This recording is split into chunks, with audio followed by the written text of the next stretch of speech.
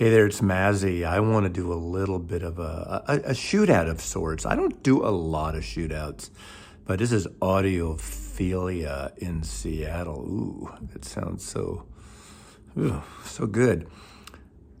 I want to kind of chat about some UHQRs and some One Steps, a couple of records that were sent to me on loan, a few in my own collection. So this is a little different from what I normally do, but I think it might be fun, and I'm game. Again, it is about the music, but I'm not, of course I want my records to sound good, but just how much good do we want them to sound? Is too good sometimes too good? If you hear too much, is it too much? Hang around and be interested to see how this turns out.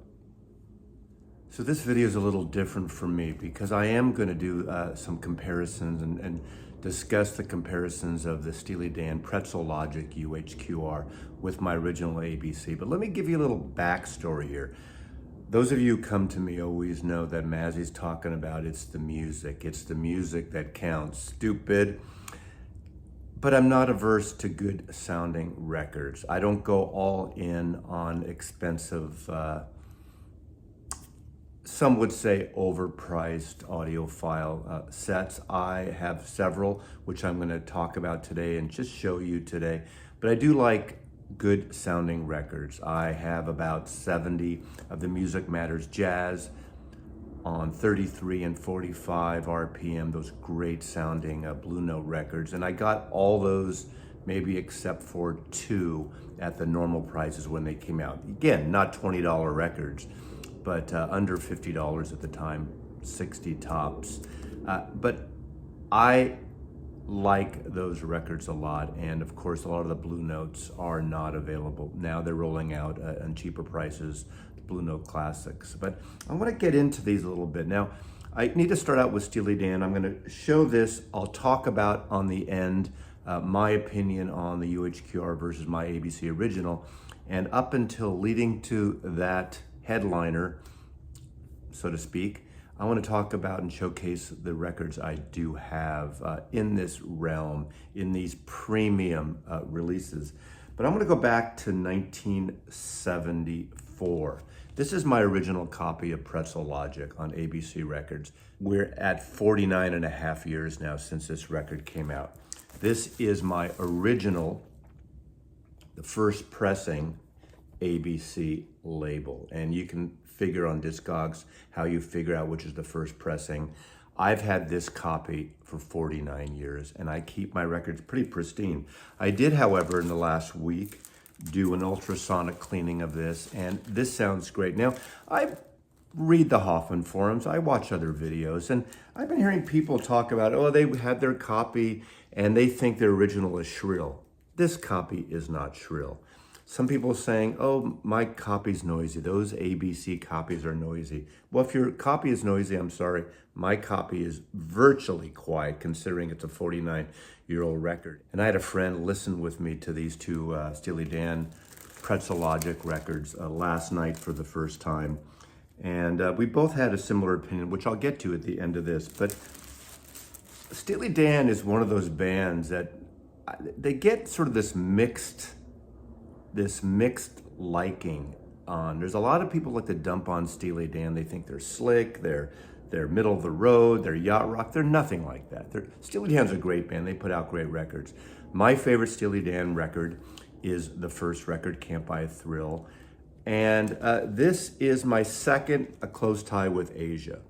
My history in this is that I worked for ABC Records late 77, 78, and 79 until MCA bought. So the first record I worked, when I say I worked it, I helped promote it, working for ABC Records, was Asia, along with the second Tom Petty record. That was my era of ABC Records.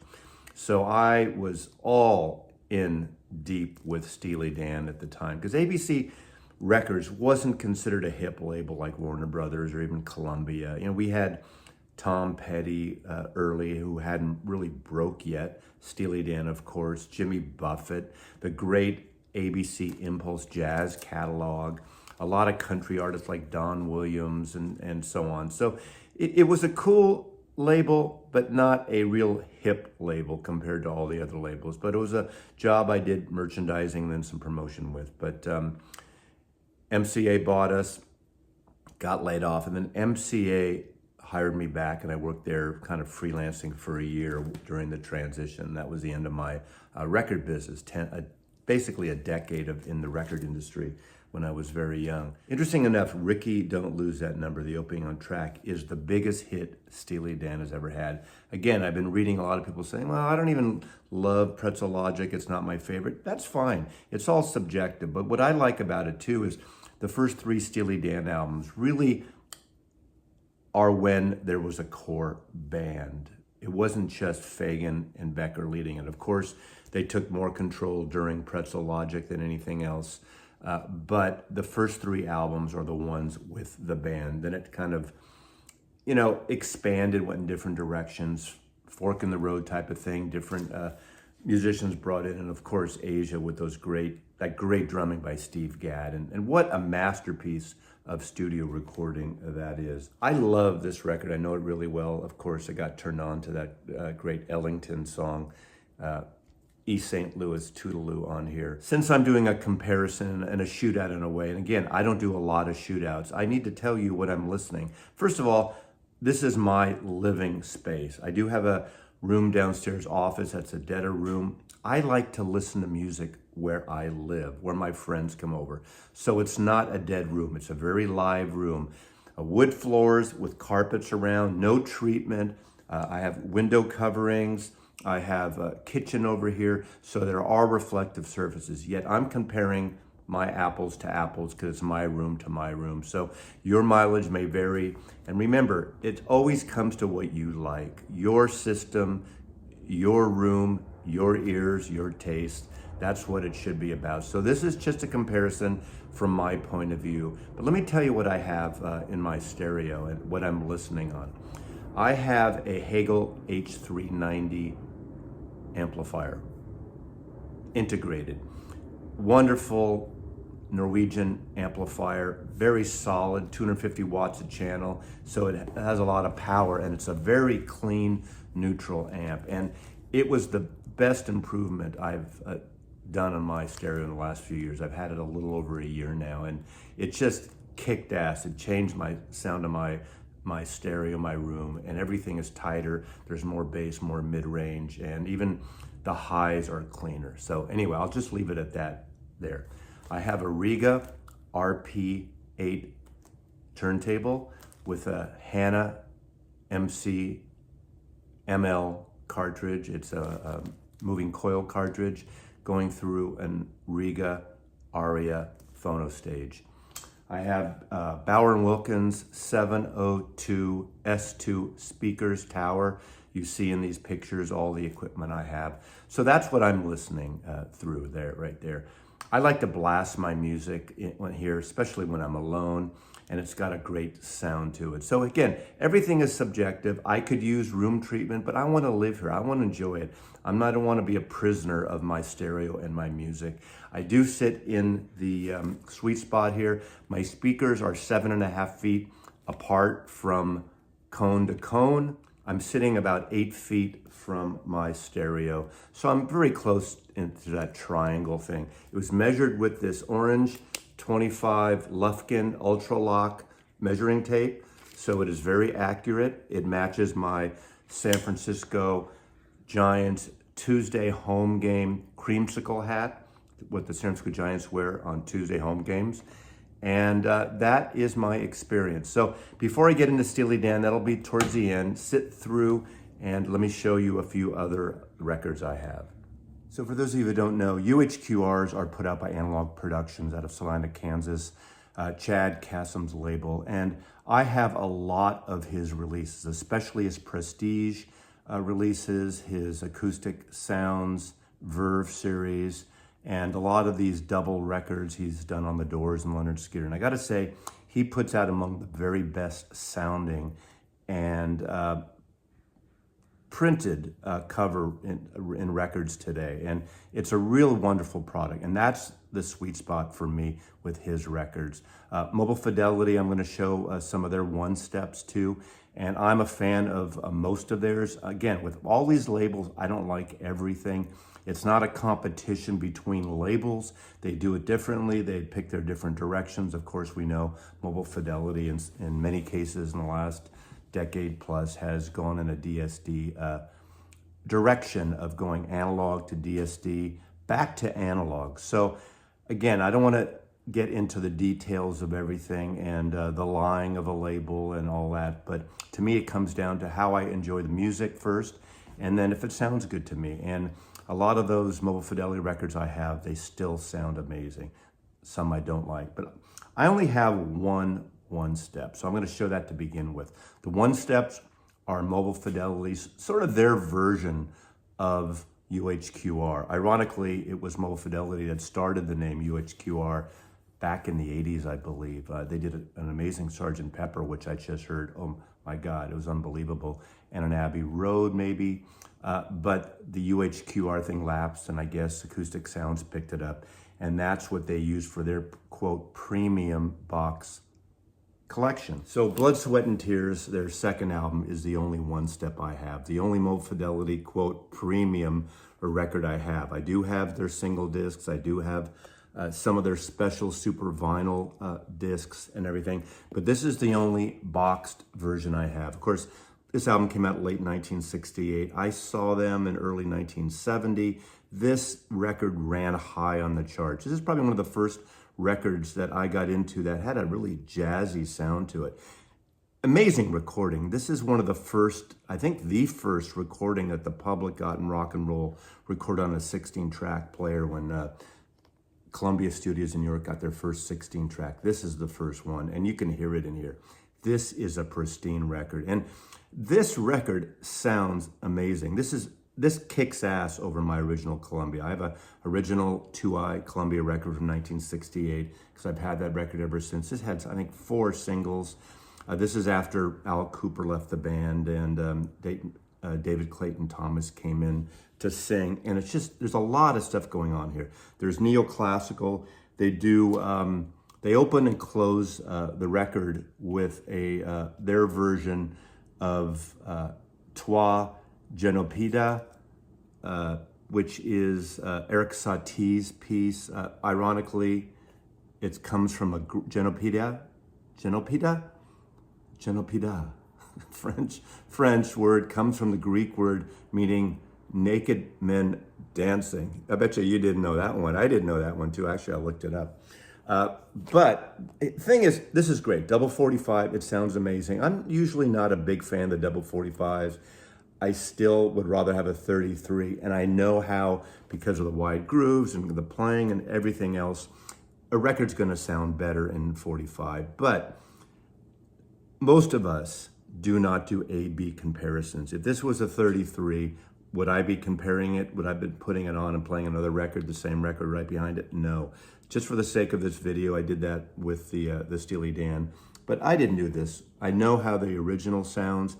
This kicks ass over it. Now, I have been cited as someone who doesn't like these boxes. This thing about Mobile Fidelity and the One Step, as wonderful as this record is sound-wise, this box is a piece of crap and a wasted space. I hate the box. You got foam, and this is the thing to me that's the worst offense of everything. You got the double albums with these mini covers, okay? What a waste of that. You got a cover slick, a fold out, with the gatefold image in the middle. So basically, you have the cover without a record. Just make a gatefold. Put the records in a gatefold. I think it's kind of disgusting when you put something together and call it premium because you create this falsity of something that's premium. The music itself, the cutting of the record, the sound of the record is premium. You don't need to box it like this. You have a couple of extra prints, which are fun to have. Okay, you could slip that in. You have, which we all know now is a lie, their step-by-step process. Okay, that could be somewhere else. And then you got this box and you got a number. Horrible design, but great music. Now in the last year, and the reason this controversy with MoFi happened was because of this, Michael Jackson Thriller. This is not my copy. I did not buy this. My friend Coffee Dave loaned this to me to listen to. The best thing about this, first of all, it's 33 RPM. They may do a 45 in the future, but it's 33 RPM. It's got this slimline box. If you're gonna do a box, slimline is the way to do it. This is the perfect way to do it. It's a slip. I still don't like that. Of course, you have your cover there. Why not just have the cover, right? If you want to slip it in a slipcase and do that to make it premium, faux premium, that's fine too. Now, the sound of this, I don't like this record. I don't like the way this sounds. It's basically been castrated. The record in this is a dance record. It's a get up and get off your ass dance record.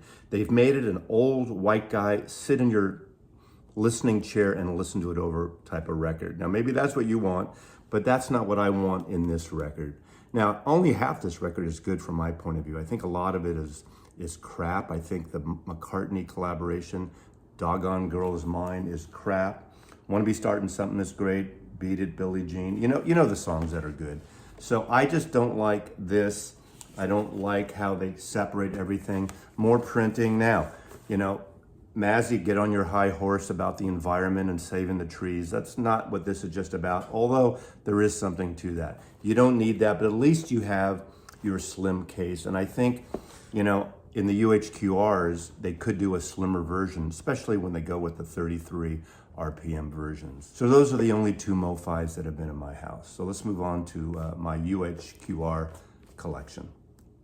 Okay, before we get to the Steely Dan shootout, my take on Pretzel Logic, I'm just gonna go through the 4 UHQRs I do own. The first one is the 33 version of Kinda Blue. These come in these boxes. There's so much talk, I won't get into it, about these boxes. I brought this one out for demonstration just to give you an idea what these look like. One record takes that much room, that much space. But what you get in it, you get a spec sheet that opens up gatefold. You get a mini book. This could slide in the cover as far as I'm concerned. You get a promotion flyer talking about all their other wonderful releases and their tape releases, their Living Stereo series. Again, I love the releases Acoustic Sound puts out. I have, I think, 10 of the Living Stereo reissues as well. And you get this wonderful cover. Now, I didn't get the 45 because I'm one that feels if you're not comparing A, B, you're not gonna really notice a difference. This sounds fantastic. Now, my first copy was noisy. My second copy is good. It's on what they call Clarity vinyl. I'm not gonna show every single one, but this is their Clarity vinyl. Now, they do this also with the One Steps. They have their own formula. Music Matters Jazz had their SRX, and I found that the SRX, and everyone has their own patented name, I guess, for these formulas. I think the SRX was the quietest. Now, I don't know if that's just coincidence. People tell me, play these once, play them twice, play them 3 times, and they're quiet. Not quite sure why they're not quiet out of the gate. But this is the best Kinda Blue I've ever heard. It is fantastic. I don't feel the need to get a 45 RPM version of this. I'm sure it's gonna be that much better, but this is amazing. This is a great record. I don't usually keep it in this box. I'm doing it for visual stimulation for my audience right now, just to give you an idea. I'm not gonna dwell anymore about the boxes, but all I wanna tell you is that all my other UHQRs I keep without the box. I've stored my boxes in an off-site facility, climate controlled, and those are kind of tucked away just in case. Then there's Are You Experience? This is the Jimi Hendrix, obviously, debut album, the American version in stereo. I do not have Access Bold as Love. Acoustic Sounds did a 45 and a 33 RPM, and I've not heard those. I hear they're very good. I have not heard them. This is a good album, but I was disappointed in the sound of this. I think some of it is fantastic. The highlight on here is The Wind Cries Mary. That is the best sounding, but I found this record is inconsistent sound-wise. Now, I have an original UK stereo. I have an American, the Tugboat record, and I just don't think this album really needs this kind of treatment because it's not the greatest sounding recording anyway. It's a great rock and roll record, and I would argue that I almost hear too much. I mean, at the very beginning, Purple Haze, you hear the oohs and ahs up. You have more of the effects. You hear them coming through your speakers as it pan pods left to right towards the end of the song with the percussive effects, little sound effects there.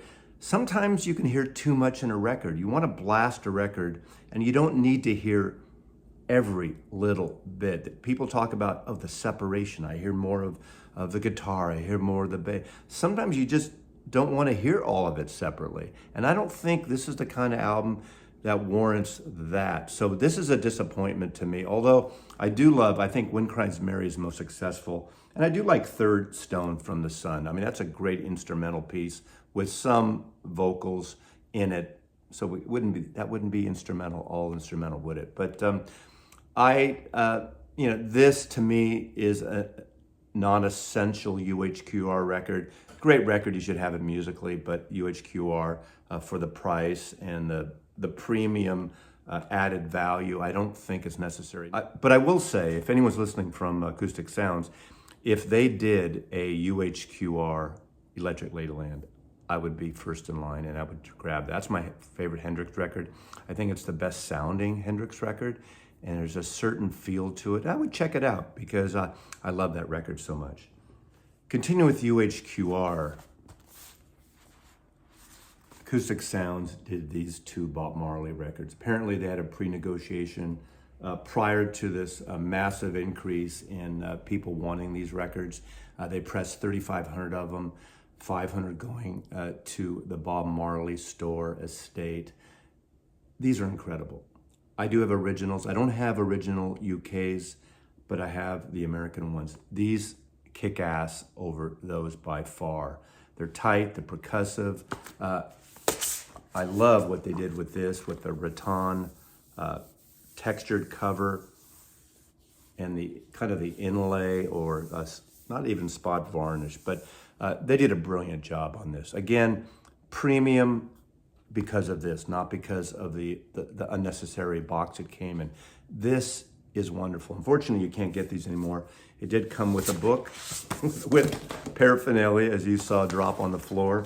And then, of course, Exodus 2. Two great albums. I mean, I think possibly if they did more of the Bob Marley, I would get them. Do you need these records if you have a good UK copy? That's, who knows? Who knows? But you won't miss it if you don't have it. But these were great, and I'm so happy that I got these in my collection.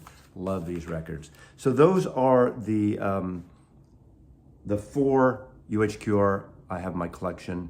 The One Step by Mobile Fidelity I have in my collection. And of course, Coffee Dave's Loner of Michael Jackson. And now we'll get to Steely Dan. So now I'm going to talk about Pretzel Logic, the UHQR. And I have an original copy, I said at the top of this video, from February 1974. 49 years. I keep my records pristine. For the last week, I've been listening to my copy. Now, let me say this up front, and this is a little caveat. Those of us who know a record like I know this record, again, this is amongst my favorite Steely Dan records. When you know a record for close to 50 years, you have that sound, the sound of the record embedded in you. So sometimes that can be a great thing because you know it so well and you want to hear another version of it. And sometimes it can be tragic. Maybe I'm overstating using that word, but you have expectations. Whatever people say about Steely Dan being jazzy and slick and everything, they're a rock group, especially those first 4 albums, but all the records, they're a friggin' rock group and they rock and they, this is a record to be played loud. This is the original, again, the ABC that I showed at the top of the video. This is a really good sounding record. Again, quiet, a little surface noise, but hardly at all, barely, because I kept it clean. And again, I did the ultrasonic cleaner with my Humming Guru. And no shrill. I've heard people say there's static and it's shrill. You hear the cymbals, your crispness. There's a tightness to the bass. There's a great mid-range. You hear the cymbals. This is a great record, and it's blended together beautifully. The mix is great. I mean, this doesn't need a remix, doesn't need an update at all if it's cut like this. But let me interject this record before I continue. This is the 1978 double comp Greatest Hits, Steely Dan Greatest Hits. This is cut by Robert Ludwig. I highly recommend, if you like this band, you find this. It sounds awesome. Comps, you never know how they're going to sound, how they're mastered, but he did a good job with this record. 4 tracks from Pretzel Logic sound fantastic on this set. This is my promo copy for ABC Records. Of course, later, 179, 80 hit, they would stamp the MCA thing. I would suggest stay away from the MCA records of Steely Dan for whatever reason. They're not mastered well. They don't sound good. Sometimes they're noisy. But again, it's subjective. If you have a good copy, if you like it, all the power to you. What it breaks my heart looking back on it, when I got laid off finally at ABC Records, I went away with 2 boxes of promos of this and a box of Asia, which would have been pretty much promos of the first pressing of Asia. Can you imagine if I had those still pristine promo copies of these Steely Dan records? And as I said at the top of this, the key tracks I compared were Ricky Don't Lose That Number, and Any Major Dude Will Tell You. But overnight and this morning, I listened to everything 3 times. So I listened to the UHQR Steely Dan on 45 RPM 3 times, and I listened to my original again 3 times. I do want to give a shout out to this record, because this is Song for My Father, the Horace Silver Quintet, and the opening track on this song, My Father. That's that bit you know so well from Ricky Don't Lose That Number. Dun, dun, dun, dun, dun, dun, dun. So shout out to this great jazz record and the influence that jazz artists like that had on Steely Dan. And it's great when an artist brings us and introduces us to another genre of music or other records in general, and I applaud that at Steely Dan. My original again. This record rocks. This record is tight, it's clear, and it's everything you want it to be. This is a record you can turn up. My friend Kimball and I listened to 2 tracks on here, and right when I put this on, and I put Ricky, and then I switched over to Any Major Dude with those great sweeping acoustic guitars at the beginning, he said, wow, that sounds really good. He just loved the sound of this. My impression was he hasn't heard it in a while, but he loved this record. Then we went and we listened to the UHQR Steely Dan record. Now, I want to thank Tim in the Bay Area. He reached out to me in the Hoffman forums and said, do you want to hear it? Because I get on posts and I haven't heard it, and I'm not going to judge something I haven't heard. That's totally unfair to anyone who puts out a record. If you say, this is great or this is crap, and you haven't listened to it, give me a break. It's like those people that film is Barbie's probably shitty and you never even went to see Barbie. You got to listen to it for yourself. Your ears, your room, your taste, your rig. But he sent me this, and there was a note he sent back to me that he did not include the box for obvious reasons, so he had it well packed. And no box, so I don't have the box. So my house is free and clear of that box. But he did put it in these, I think these are these Canadian special sleeves that people like to wrap and protect their records, which is great, all the power to them. Now these come on the Clarity vinyl. Interesting enough, there's a Geffen label for a change. I mean, everything's been sold. Record companies buy out record companies. And I do get a little upset when people bitch about, why couldn't they use original ABC label, original? It's not that simple, just reproducing a label when a licensee is with a different label, an artist with a different label. There's copyright, there's patent things involved on ABC or MCA or Universal, whatever it is. So Geffen over the years owns the rights to this, so be it. I don't think that matters enough. Again, this is cut by Bernie Grundman. There is also, if you're interested, believe a $30 version that Universal Music put out. It's cut by Bernie Grundman, but it's from a digital file. I have not heard that. I don't plan on getting that. I'm not buying records simply for shootouts. So again, Tim, if you're watching this, I appreciate you sending this. I will take care of this record and promptly ship it back to you.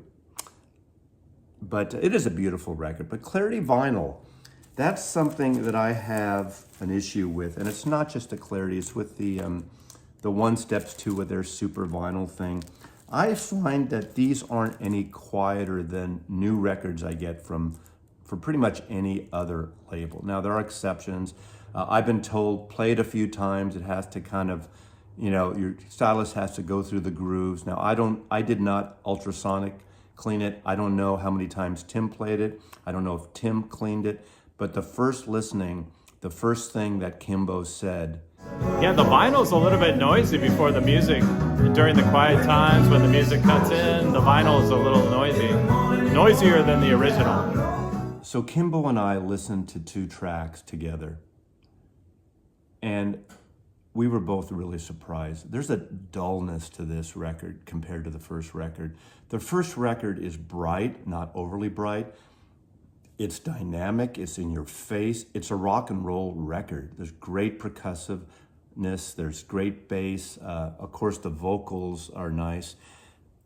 The UHQR, the vocals are higher. The cymbals seem to almost disappear.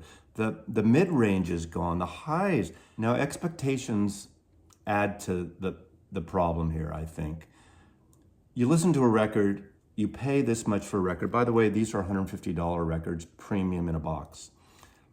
I know Acoustic Sounds puts out records, double 45, for around $60 to $65 without a box, with great covers like The Doors and Lynyrd Skynyrd and Dire Straits. I think that would have been the sweet spot. And would people have been less disappointed? I think so, because something is wrong here. This record is neutered. This record is castrated. This is not a fun record to listen to anymore. And we went back and listened to the ABC one, and that's something you just love listening to. That is a great record. Again, this is amongst my favorites. Some people don't like Pretzel Logic as much, but I think there's an issue, and I don't know what happened here. Now, obviously, as you read the promotions and you hear the interviews, Chad Kassem has ultimate say, and he had Bernie cut this many times, and which is fine. I mean, that's how you should do. And I love Chad's vision in most of his releases. I think he's spot on in most of his releases. The Bob Marley, definitely. All those Prestige series are great, fantastic records. I have maybe 30 of them. I have been pleased. This is a perplexing reissue. Now, I know some people like to collect these, collect also. They have a wall full of those lovely box sets side by side. Same with the MoFi. I don't think those are necessary at all, and I really don't believe, from my point of view, again, one man's point of view, I don't believe that adds premium factor to it. If you have a great sounding record, you don't need that. You want the music to sound great. You want to be able to just grab the record and enjoy it. And of course, this is subjective. Everyone's got their taste. And I know people that love these boxes and feel proud that they're lined up on their shelves, and all the power to you. To me, if you're going to do something premium, you're not doing an entire artist. Maybe there are exceptions, Led Zeppelin, Beatles, Pink Floyd, maybe, but even some of their later albums, you don't need premium versions. Does Van Halen with MoFi need every record? Or, well, I guess it's their first 4 or 5, whatever. Does Joni Mitchell need MoFi every Asylum record as a premium copy? Does Steely Dan need it? Now, I like these Steely Dan records. I like all their records, but do they need UHQR premium copies? I don't think so. Now, I ordered one. I did order Asia from UHQR. I pre-ordered it. I think it's been delayed. It's coming out the end of October.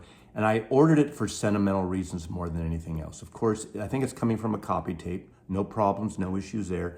I do have the original, I forgot the matrix number, the one you want. I have that one. And it's one of the best sounding records. And people always cite that. It's almost a cliche that Asia is this great album that is for audiophiles, because it is slick, but it is truly a wonderful, magnificent album. And I remember pushing Josie, that single. I have a 12-inch 45 of that for my promo days.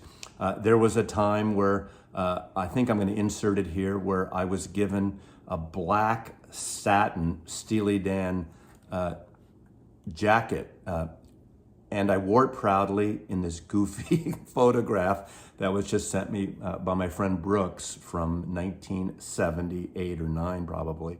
So I had my black Steely Dan promo jacket. Satin jackets were all the rage in the late 70s, disco dancing, roller skating. But I digress there. But there you go, there's my Steely Dan jacket. Proof that I worked for ABC, but I did work for ABC Records. Working for MCA. That's the Leonard Skinner song. But Asia is so sentimental to me, and I'm very curious about it because it's the first record I worked and I promoted. So I did pre-order that from Acoustic Sounds, and that's coming at the end of October. So that's my take on this record. I cannot recommend this. Of course, this is not my copy, but again, I want to thank Tim for sending this. I want to thank Coffee Dave for loaning me the One Step of Michael Jackson. And again, with these UHQRs and the MoFis, there's some I like and some I don't. You really should listen for yourself on any of these records. It's your ears. But I understand it's not easy for people to buy a $150 record, and you shouldn't without knowing more about it. So if you know someone or live near someone that you can listen to it, I suggest you do that first before you jump on any of these, unless you have the funds and you just want to get them for yourself and decide for yourself. Because ultimately, in any music, you have to decide for yourself if you like an album musically or sonically. So this is the closest I get to audiophilia, and it's the way I need to do it. And I just, with Tim offering me to listen to this record, I had to do my version of a shootout, and I was disappointed. But it made me love my original ABC record even more. Now I cherish that one even more. So I've heard people are getting copies of the original that are noisy. They think that are shrill. Don't know. You know my rig now. You know my room now. So that's it. Thanks for watching. Enjoy the music.